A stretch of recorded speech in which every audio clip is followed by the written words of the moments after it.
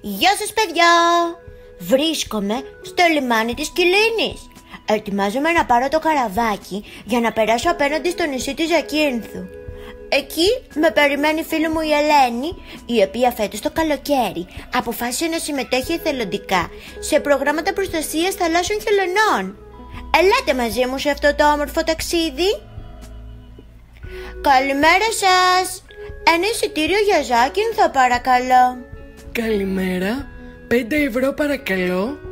Ναι, μισό λεπτό να κοιτάξω το πορτοφόλι μου. Αχ παιδιά, θα με βοηθήσετε?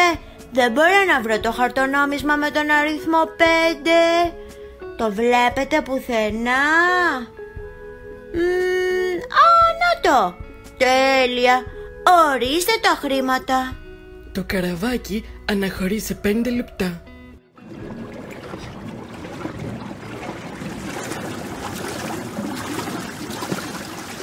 Ουφ, έφτασα. Με έπιασε μια μικρή ναυτία την ώρα του ταξιδιού, αλλά τώρα είμαι μια χαρά. Μα πού είναι η Ελένη? Ανάτι, με περιμένει. Γεια σου Ελένη. Πολύ χαίρομαι που σε βλέπω. Γεια σου Εκ, πώς ήταν το ταξίδι σου? Εντάξει, ζαλίστηκα λίγο, αλλά τώρα είμαι καλά. Η αλήθεια είναι ότι ανυπομονώ να μάθω όλα όσα κάνετε εδώ για τις θαλάσσιες χελώνες, καθώς θα ήθελα να ευαισθητοποιήσω και να ενημερώσω κι εγώ μέσα από την εκπομπή μου με τα μάτια του Egg μικρούς και μεγάλους σχετικά με την προστασία αυτών των ζώων. Τέλεια! Μου αρέσει πολύ η ιδέα σου. Μπορούμε να ξεκινήσουμε από το θαλάσσιο πάρκο της Ζακίνθου. Πάμε! Ναι, ανυπομονώ πολύ. Θα δούμε και χελώνες. Αν είσαι τυχερό, μπορεί να δούμε και χελώνες. Τέλεια! Φύγαμε για το θαλάσσιο πάρκο.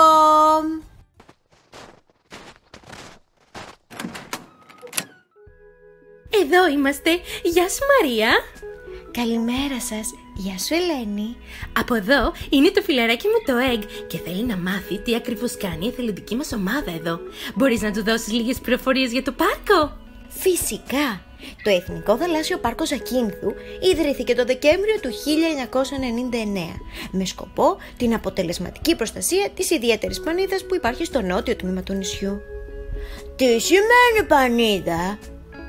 Με τον όρο πανίδα εννοούμε το σύνολο των ζώων που υπάρχουν σε μια περιοχή. Και ποια ζώα υπάρχουν στη Ζάκυνθο που χρειάζονται προστασία?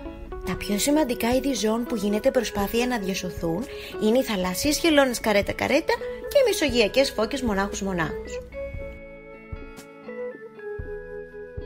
Μπορείτε να μου δώσετε παραπάνω πληροφορίες σχετικά με τις θαλάσσιες χελώνες καρέτα-καρέτα? Βεβαίως, οι θαλάσσιες χελώνες καρέτα-καρέτα είναι ερπετά, με μήκος περίπου 1 μέτρο και παρότι αναπνέουν με πνεύμονες, περνούν το σύνολο σχεδόν της ζωής τους στη θάλασσα, όπου τρέφονται με μέδουσες, μαλάκια και άλλα σπόνδυλα. Παρόλο που οι θαλάσσιες χελώνες είναι μεγάλες, είναι πολύ γρήγορες στο νερό, χάρη στα μεγάλα μπροστινά πτερίγια και στα πίσω που είναι άκαμπτα. Στην αρχή της άνοιξης, οι χελώνες αυτές μεταναστεύουν, δηλαδή έρχονται στην περιοχή μας για να ζευγαρώσουν και να αφήσουν τα αυγά τους στις παραλίες μας. Μάλιστα η καρέτα-καρέτα έχει την ιδιαιτερότητα να γυρνά για να αποθέσει τα αυγά της στην ίδια παραλία όπου γεννήθηκε. Επομένως, έχει τεράστια σημασία η διατήρηση των συνθήκων για να σωθούν οι φωλιές. Διαφορετικά, διακυβεύεται η επιβίωση του είδους. Άρα το πάρκο σας προστατεύει τις φωλιές των χελώνων καρέτα-καρέτα? Ακριβώς! Οι φωλιές δημιουργούνται από τα μέσα Μαΐου μέχρι τα τέλη Αυγούστου. Οι θηλυκές χελώνες βγαίνουν κατά τη διάρκεια της νύχτας στην ακτή και αφού επιλέξουν το κατάλληλο σημείο, σκάβουν με τα πτερίγια τους μια τρύπα που λέγεται αυγοθάλαμος και τοποθετούν μέσα κατά μέσο όρο 120 αυγά. Τα αυγά έχουν μέγεθος ως ένα μπαλάκι πινκ-πονγκ και έλφος μαλακό για να μην σπάνε. Wow! Πολλά αυγά! Και μετά τι γίνεται? Τα μικρά χελωνάκια μόλις γεννηθούν βγαίνουν από την άμμο κυρίως το βράδυ και με τη βοήθεια της αντανάκλασης του φωτός των αστεριών και της σελήνης στο νερό βρίσκουν τη θάλασσα. Δυστυχώς μόνο ένα μικρό μέρος από τα χελωνάκια επιβιώνει, γιατί σήμερα υπάρχουν εμπόδια στη θάλασσα, όπως για παράδειγμα τα φώτα από τα μαγαζιά που αποπροσανατολίζουν τα χελωνάκια. Αυτό είναι τρομερό. Τι μπορούμε να κάνουμε για να βοηθήσουμε τα χελωνάκια? Υπάρχουν ορισμένα μέτρα που είναι καλό να ακολουθούμε όταν βρισκόμαστε σε παραλίες τις οποίες γεννούν οι χελώνες καρέτα. Αρχικά, φροντίζουμε οι παραλίες μας να είναι καθαρές για εμάς και τις χελώνες, παίρνοντας τα σκουπίδια μας όταν φεύγουμε. Ακόμη, όταν παίζουμε στην παραλία οτοκίας ή δημιουργούμε κατασκευές από άμμο, μένουμε πολύ κοντά στη θάλασσα και φροντίζουμε να τα ισοπεδώσουμε πριν φύγουμε, καθώς αποτελούν εμπόδιο για τα μικρά χελωνάκια στην προσπάθειά τους να φτάσουν στη θάλασσα. Είναι πολύ σημαντικό να μην τοποθετούμε στην άμμο ομπρέλες, καθώς μπορεί να χτυπήσουμε κατά λάθος κάποια φωλιά.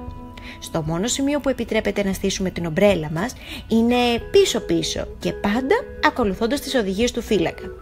Για τον ίδιο λόγο δεν επιτρέπονται και κατοικίδια ζώα σε αυτές τις παραλίες, καθώς υπάρχει ο κίνδυνος να ξεθάψουν και να χαλάσουν κάποια φωλιά. Αν είμαστε παρόντες την ώρα που τα μικρά χελωνάκια βγαίνουν από τη φωλιά τους, δεν τα αγγίζουμε, αλλά τα αφήνουμε να φτάσουν στη θάλασσα μόνα τους. Καλούμε το φύλακα περιβάλλοντος και ακολουθούμε τις οδηγίες του. Τέλος, δεν μετακινούμε ούτε αφαιρούμε φυσικά υλικά από τις παραλίες οτοκίας. Ομοίως, δεν αφαιρούμε αχινούς, αστερίες και άλλα θαλάσσια είδη από το βυθό της θάλασσας. Η ομορφιά και ο φυσικός πλούτος της περιοχής εξαρτάται από τη συμμετοχή μας. Πολύ ενδιαφέρουσες οι πληροφορίες. Σε ευχαριστώ πολύ, Μαρία.